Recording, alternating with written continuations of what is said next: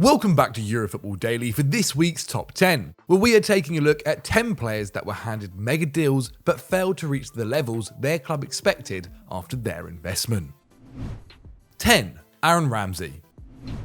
First up, we have Aaron Ramsey and his time at Juventus. The Welshman was reportedly close to agreeing to stay at Arsenal beyond the 2018-19 season, before the Gunners withdrew a contract offer in order to both bleed youngsters into the first team instead and to not further increase an already bloated wage bill, which in that campaign topped £200 million a year. This saw him head to Italian behemoth Juventus when his Emirates deal expired, with the then 29-year-old unsurprisingly finding a £400,000 a week deal very difficult to ignore, making Ramsey the highest paid British footballer ever. But his time in Turin wouldn't go to plan, with a stacked midfield and injury issues preventing him from holding down a regular position. In 2.5 years with the Bianconeri, Ramsey made just 70 appearances, more than half of which came from the bench, spent 13 separate spells on the sideline with injury, and was sent away on loan before his contract was terminated a year early. Meaning Ramsey cost Juventus a ridiculous £8,000 per minute actually spent on the pitch. 9. Gio Reyna. Financially speaking, Gio Reyna's current deal might be amongst the smallest in this video, but it still represents a big outlay for a player that had only turned 18 a week earlier. The American teenager was handed a €45,000 a week salary by Borussia Dortmund in November 2020, despite having racked up less than 900 Bundesliga minutes, although he had opened the 2021 campaign with 5 goal involvements in his first 3 matches. It looked like the correct decision, with Reyna making 46 appearances across all competitions, contributing 7 goals and 8 assists in his breakout season. Since then, however, the attacking midfielder's development has been somewhat stunted thanks to a series of injuries that have left him out of action. Leg issues ruled him out for the first half of the 21-22 season and limited him to just 263 minutes from February 2022 onwards, meaning he's made just 1 league start for BVB in the last year. Tied down until 2025, there's still plenty of time left for Reyna, who doesn't turn 20 until next month, to come good and repay the investment his club have made in him, but only once he manages to put his fitness issues behind him. 8. Raul Jimenez. Another player affected by unexpected circumstances is Raul Jimenez of Wolverhampton Wanderers. In November 2021, just 8 weeks after penning a 4-year £100,000 a week contract, the striker saw his campaign come to a premature end after fracturing his skull in a clash of heads with Arsenal's David Luiz. However, after 10 months away, the 31-year-old returned to Premier League action and was expected to carry the Wolves' attack as he did pre-injury, netting 48 goals in his first 2 years with the club. That's not been the case though. Despite featuring for almost 3,000 minutes since his return, the Mexican international has found the net just 7 times in all competitions. It's come at a rate of 1 goal every 426 minutes, compared to 1 every 185 minutes between 2018 and 2020. Of course, the contract isn't the cause for his downturn, and there's no way of predicting such an injury either. But if Wolves held fire on doubling Jimenez's salary, he'd be into the final year of his initial deal at Molineux, and that too is on the assumption they wouldn't have tried moving him on already. It's just a very unfortunate situation. 7. Callum Hudson-Odoi. During 2019, Chelsea's 18-year-old prodigy Callum Hudson-Odoi was subject of a lot of interest from Bayern Munich. The German champions had an offer for the winger rejected in the January transfer window, then made more attempts to sign him in the summer, with the highest bid coming in at £35 million. In order to fend off future interest, the Blues gave Hudson-Odoi a new 5-year deal, earning a reported £100,000 a week. A new contract wasn't undeserved, but its size raised a few eyebrows, especially as in the Premier League, the player had just 4 starts and 418 minutes to his name. The investment was made with the presumption that Cho would quickly become a key part of the first team at Stamford Bridge, but that's not developed. He's been unable to hold down a first team spot, and whilst he has been a regular in cup competitions, he only topped 1,000 league minutes once in the last 3 seasons, contributing just 15 goals. Now 21 years old, Hudson-Odoi has been sent on loan to Bayer Leverkusen, where he started well, but with the deal expiring in 2024, both player and club will have the difficult decision to make concerning his future next summer. 6. Isco.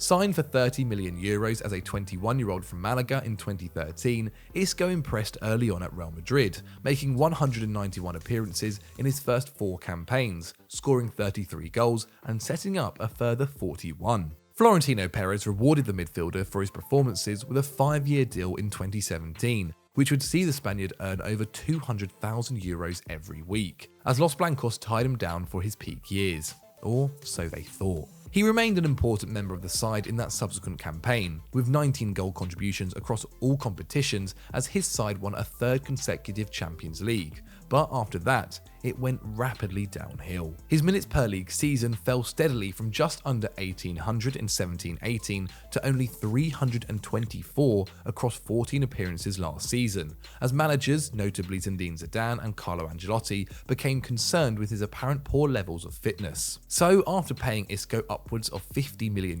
between 2017 and 2022, Real Madrid then let him leave on a free last summer. Now at Sevilla, 30-year-old Isco reportedly earns 80% less than he did last campaign.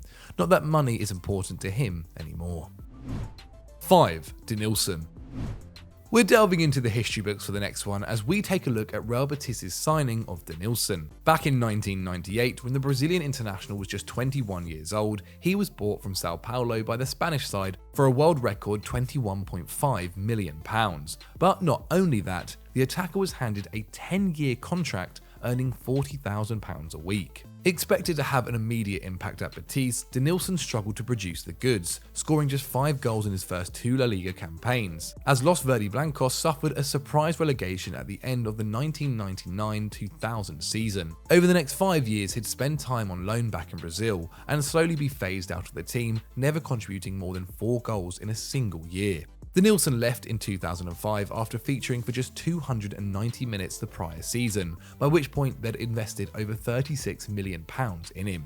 With 19 total goal involvements, that's almost £1.8 million per goal or assist. Denilson never lived up to the hype, spending another underwhelming year with Bordeaux, followed by stints in Saudi Arabia, the USA, Vietnam, and back in Brazil before retiring in 2009.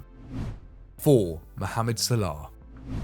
With a contract set to expire in 2023, there was talk that M.SALAH had already made the decision to leave Liverpool at the end of this season. However, the Reds managed to convince their talisman to stay with the club, handing him a 3-year deal worth £350,000 a week, making him the highest paid player in Liverpool history. And who could blame them for forking that out? The 30-year-old who they'd signed in 2017 has scored over 160 goals for the club and won 3 Premier League Golden Boot awards. At the height of his powers, there was no stopping Salah as Jurgen Klopp's Liverpool looked to challenge for the title again. Except that hasn't been the case. 9 league games in and Salah has just 3 goals to his name, his lowest tally since his days at Chelsea. Salah would even find himself substituted during Liverpool's recent 3-2 defeat to Arsenal whilst the scores were still level, in a move Klopp rarely would have made in seasons prior. The Reds currently find themselves languishing in mid-table with just 3 wins to their name. It's hard imagining them being much worse if Salah's future remained unclear. 3. Javier Pastore.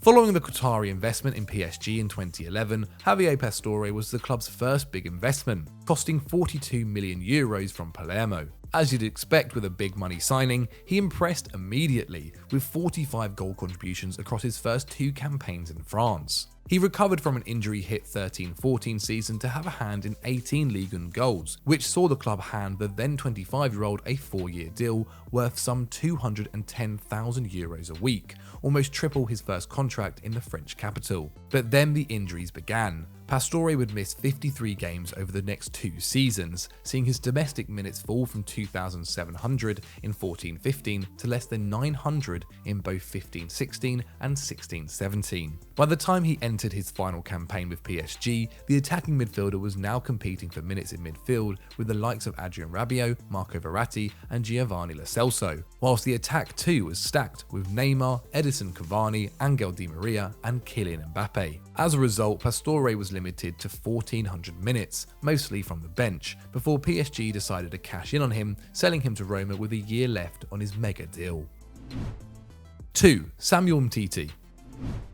Despite both his and the club's troubles now, it made perfect sense for Barcelona to give Samuel Umtiti a big contract back in 2018. The Frenchman was coming off his first 2 campaigns at the Camp Nou as an established first-choice centre-back alongside Gerard Piqué. He was handed a deal worth a whopping €20 million a season, but it was a price worth paying for the then 24-year-old on the assumption he would be a star player for the Blaugrana for the foreseeable future. But as we all know, that's not been the case. Opting against knee surgery ahead of the 2018 World Cup, he'd aggravate the injury on his return to Barcelona and proceed to be unavailable for 85 matches between then and the summer of 2022. By this point, despite making just 50 appearances in the same time span, Umtiti had been handed a further contract extension until 2026 to ease the financial burden on Barca, although they'll still be paying him upwards of €50 million thanks to deferred wages from his old deal. You'd think he'd be worth keeping around if he's earning that much, right? Well, apparently not. He's spending this season on loan at Serie A newcomers Lecce. 1. Mesut Ozil. Entering the 2017-18 campaign, Mesut Ozil was into the final year of his first contract at Arsenal, where he earned in the region of £150,000 a week. The German international proved great value for money, becoming a fan favourite at the Emirates, scoring 32 and setting up a further 58 in his first 4 years with the Gunners, including assisting 19 alone in the 15-16 Premier League season. In order to keep him in North London, Arsenal handed him a mega £350,000 a week deal, tying the former Real Madrid playmaker down until 2021. However, they had already seen the best of their star player, as his form saw a downturn in 18-19 amid a fallout with boss Unai Emery, culminating in a low of 6 goals and 4 assists across all competitions. Somehow though, worse was still to come. 4 goal involvements came the subsequent campaign, and with Mikel Arteta in charge, would even be omitted from the Premier League squad, meaning he didn't play a senior game for almost a year, all whilst pocketing almost £1.5 million a month. Unsurprisingly, Ozil was out the door shortly after. The only saving grace for Arsenal was that he forewent the final 6 months of his salary after they terminated his contract. So those are our 10 players who flopped after big contracts, but what do you guys think? Do you agree? Do you disagree? Do you think we were too harsh? Let me know down below, and if there's any other players that we missed out, let me know down there. If you'd like to see more Eurofootball Daily content, then click on screen right now, and as always guys, don't forget to like and subscribe.